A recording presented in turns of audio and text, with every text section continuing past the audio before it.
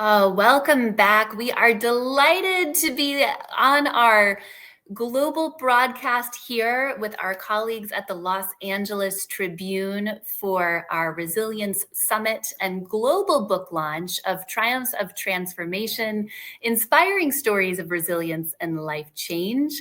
I'm Dr. Taryn Marie Staeskel, and next up, I would love to bring up one of our co-authors, a colleague that I deeply respect and admire, Julie Lancaster. Julie is the founder of Lancaster Leadership.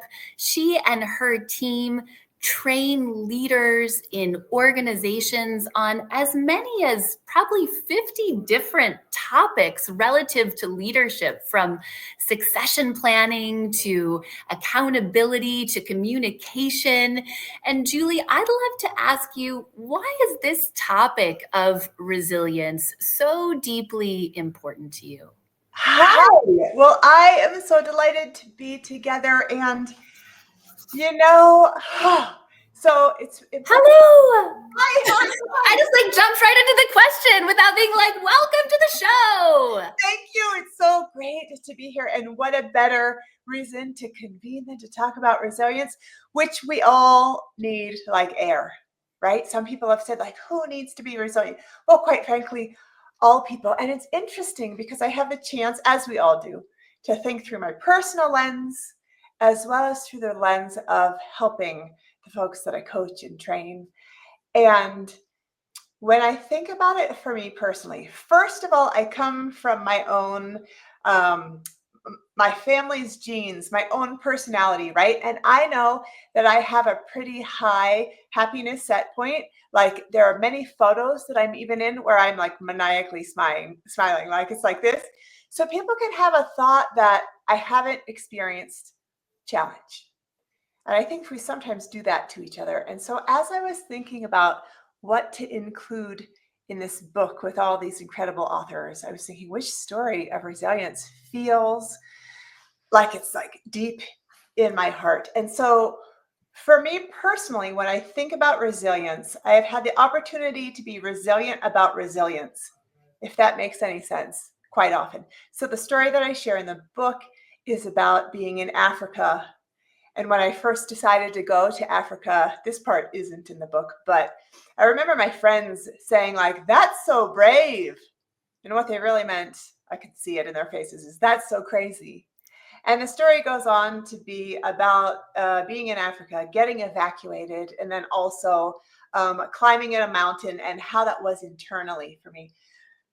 But when I think about what I need, just like I need air, I need the resilience. I need to know that things are going to get better. I need to know there's that hope and that we are all doing that together.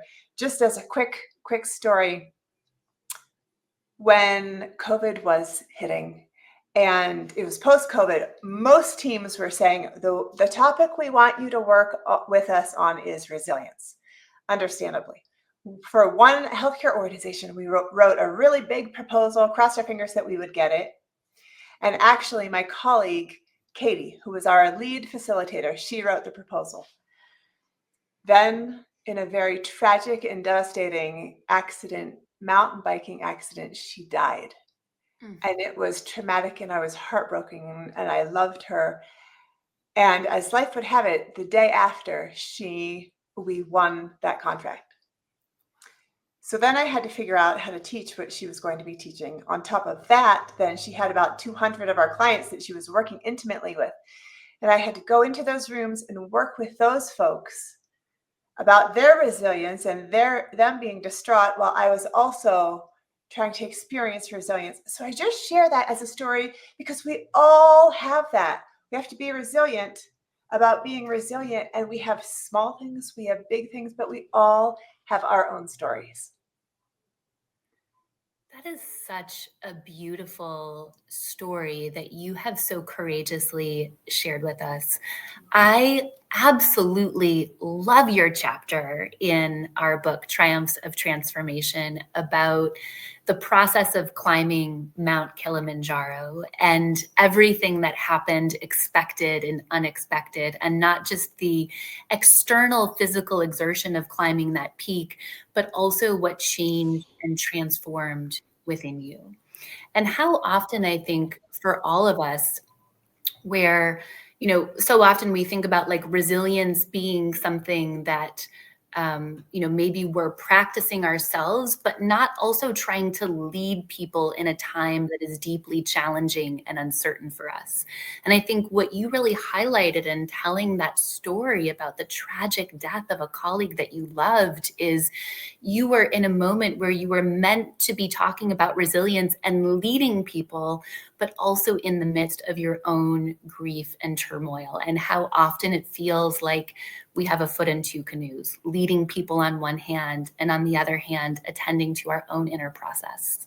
Yes. Well, one thing that you've taught us, right? How I first found you was, I'm going to do it, was with your first book, right? I remember that book. You've seen this. And I remember I ordered hundreds of these because I was training people on resilience. And I was like, what's the best resilience book out there? And it was yours. And what I have learned, and is that connection is one of the paths to resilience. And for me, it's probably my top. I know you talk about obviously 5. Connection. So when I was able to serve, and when I am serving, I feel like I'm connecting. It helped me also process, which I wouldn't have ever known. That would have been part of my healing journey to get to share in that way with people and help. Oh, thank you for sharing that. Thank you for sharing how meaningful that first book was, The 5 Practices of Highly Resilient People, that was published last year in April of 2023. It spawned this book because so many people came to me and said, I want to share my resilience story. And I thought, I'm not going to be able to coach and mentor all these people. How about we create a compilation book where we all tell our resilience stories together? Julie, something that I deeply admire about you and the work that you do is that you are a true expert in leadership, for people leading people, for people leading themselves inside of organizations. And I'm curious to know from you, what have you noticed, what makes people resilient? Or maybe like, what's a quality that allows people to demonstrate resilience at a high degree? I love that you asked that. And it's so funny, Tara, as we're even just talking with each other and with the world, as you use the word expert, I even get that little like, but I don't want anyone to think that means I'm perfect at leadership. Isn't it funny? Our little caveats or qualifiers. And those are the people that I work with. So getting to work with thousands of people, looking back over the last 12 years, it's been like 75,000 people. So I've had the real opportunity to do research, whether it's been in the name of research or not. And when people have humility and humanity, that is the perfect recipe for being able to be resilient, right? Have connection, have vulnerability, all the things that you talk about. But what I've noticed is that there are 4 things that, when put together, make for the perfect storm of needing resilient skills and strategies and effort. And they are when there is a high workload and long hours. That's one thing. But then when it's also coupled with having limited resources, right? That whole like do more with less idea. Then when it's also, there's a culture where there's a lack of recognition and appreciation. And then on top of that, there's a lack of a work-life balance. Those 4 things come together, and it impacts 2 things greatly, which is really about our whole lives. The one is the work culture, the whole unit working together. It's disempowering, it's disengaging. It's when we get the Sunday blues, when we're checking our watch, when we're doing quiet quitting, when we're just disengaged. So it's for the whole beast, right? The community, but it's also for the individual. And I have a really low cringe tolerance, meaning like I have a strong gag reflex to anything that feels cringy. And I know that the topic of resilience can almost sound cringy because it can sound like, just be happy. which we know it's not. It can sound like just pull yourself up from your bootstraps.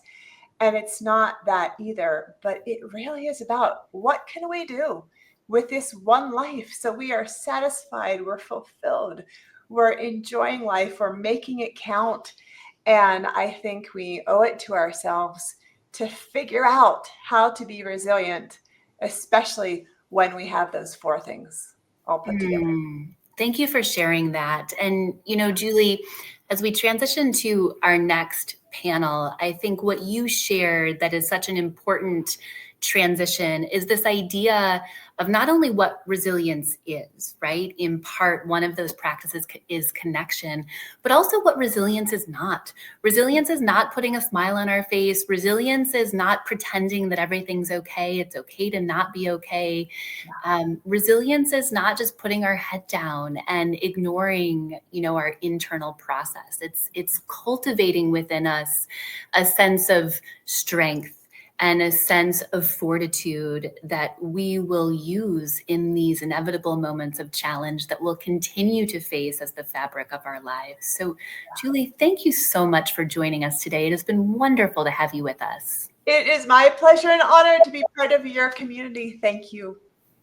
Thank you so much.